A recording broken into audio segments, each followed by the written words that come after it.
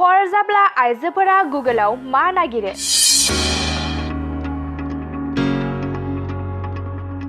मा नागिरो आइजोफोरा हरनि समाव गावबा गावनि मबाइल गुगोलाव? हराव आइजोफोरा गुगोलाव मोनब्रै बेसादखौल' नागिरो। बे बाथ्राया जों बुंनाय नङा। बे खौरांखौनो गुगोलआ आन्दोनि खौरां महरै फोसावदों।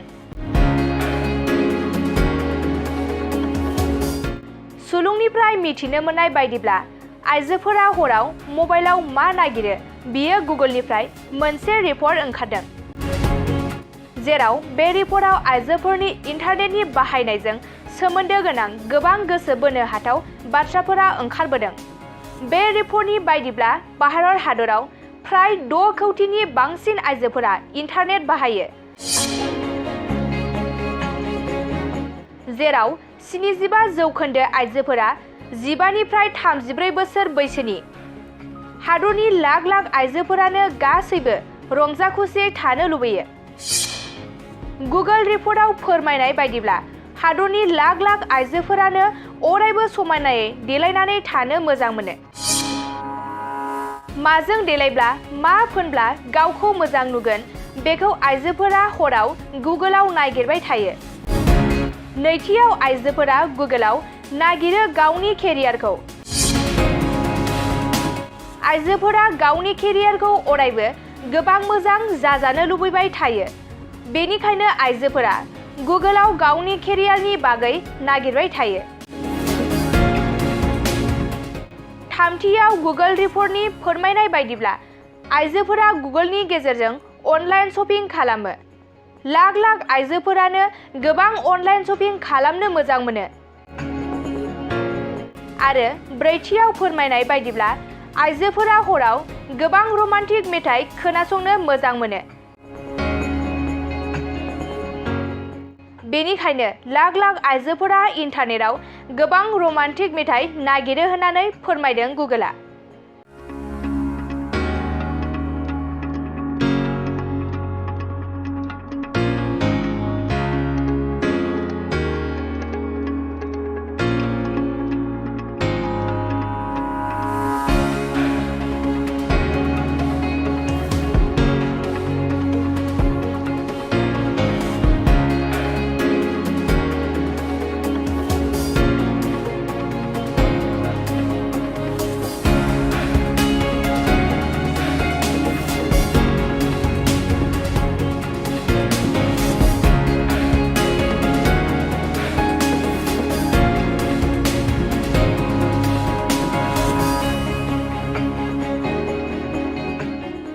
बेराम आजार जानाय सुबुंफोरनि थाखाय इसवार पलिक्लिनिक एन्ड रिसार्च सेन्टारआ गोबां खाबुफोर लाबोदों।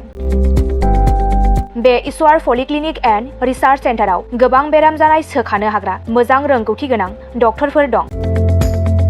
क'क्राझार सहरनि खारगामि निउ फ्लाइअभारनि साखाथियाव थानाय इसवार पलिक्लिनिक एन्ड रिसार्च सेन्टारआ गोबां फेसिलिटिज एबा खाबुफोर फोसावदों। इसवार पलिक्लिनिक एन्ड रिसार्च सेन्टारनि फेसिलिटिफोरानो जाबाय obstetrics and gynaecology, general surgery, orthopaedic surgery, laboratory, ultrasonography, casualty, paediatrics, pathology, pharmacy, laparoscopy surgery, NICU, x-ray आरो इसवार पलिक्लिनिक एन्ड रिसार्च सेन्टारआ 24 घन्टा जेब्लाबो खुलायै थागोन।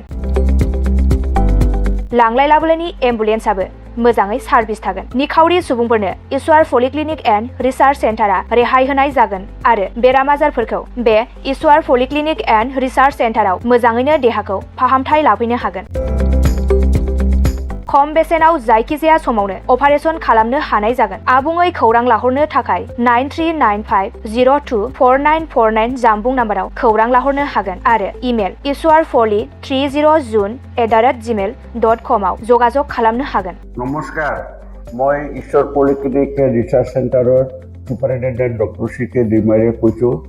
আমাৰ এই ঈশ্বৰ পলিক্লিনিক ৰিচাৰ্চ চেণ্টাৰটো কোকৰাঝাৰৰ খাৰগাঁৱৰ ফ্লাইঅভাৰৰ তলতে এইটো নতুনকৈ আবাৰ স্থাপিত হৈছে এটা নাৰ্ছিং হোম।